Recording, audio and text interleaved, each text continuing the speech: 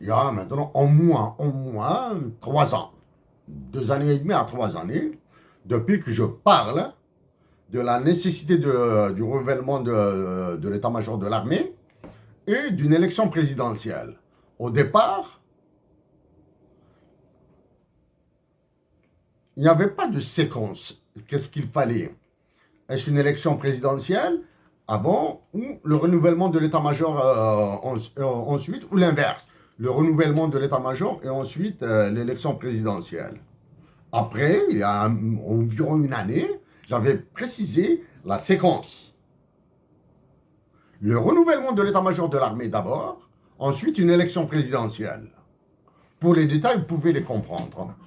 Vous pouvez développer les détails de pourquoi cette séquence.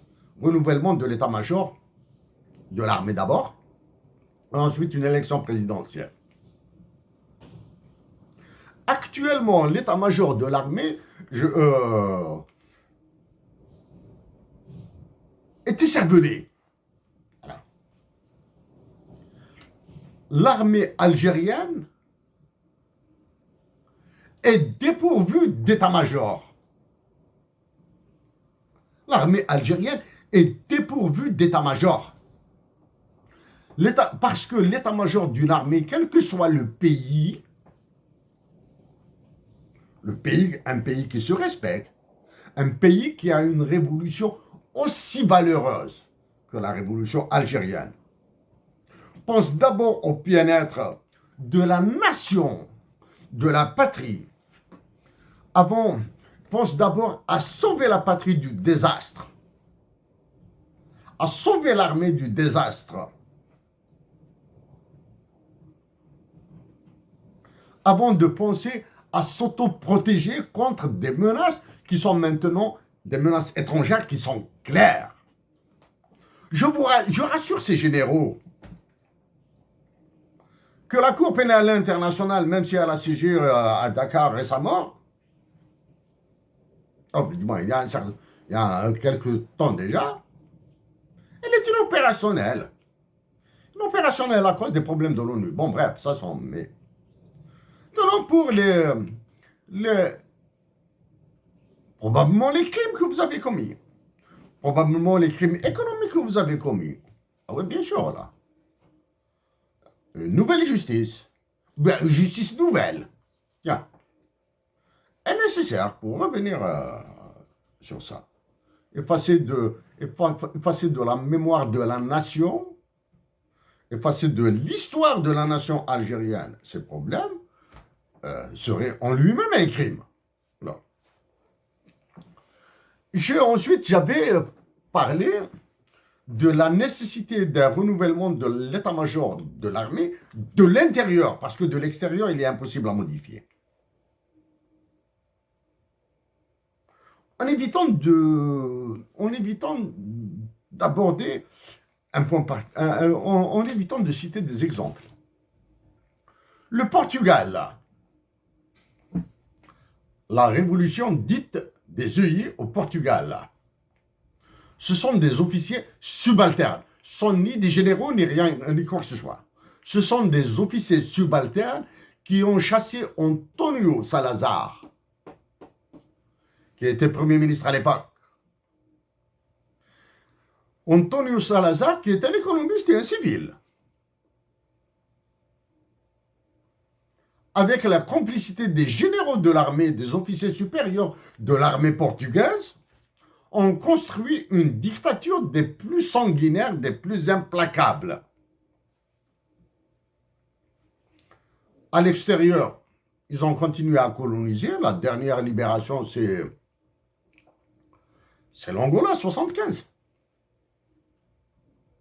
Mais par contre, à l'intérieur, il y a eu un mouvement de masse, de fuite, d'émigration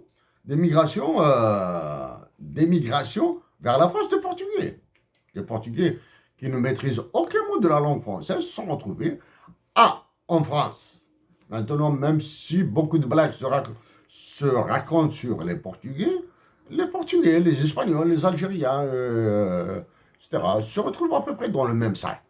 À la différence que, bon, les Portugais sont européens, etc. Mais maintenant, avec, pas le coup d'État, avec l'action révolutionnaire des officiers subalternes portugais qui se sont retirés de la scène politique. Regardez où est-ce que se retrouve le Portugal. Oh, dans une démocratie quasi parfaite, dans la paix, euh, une stabilité politique. Il ne faut pas confondre stabilité politique et crise politique. C'est-à-dire, quand on parle de stabilité politique, c'est-à-dire les instances portugaises se renouvellent sans dégâts. Même s'il y a des crises, bien sûr. Mais elles se renouvellent naturellement. Donc, parler de BRICS, parler de l'impossible reconstruction d'une relation avec le Maroc, parler des terres rares par l'armée ou je sais pas quoi là, hein. Tous les détails que j'ai abordés avant, pour cacher la violation massive des droits de l'homme en Algérie, pour cacher la souffrance des malades, pour cacher la crise de l'emploi, pour cacher le problème du Sud. Bon, je ne vais pas le rebâcher, même si je dois le rebâcher, mais ça dans un autre cadre. Le Kosovo et le Donbass qui a été créé par Macron dans le sud de l'Algérie, nord du Mali et nord du Niger.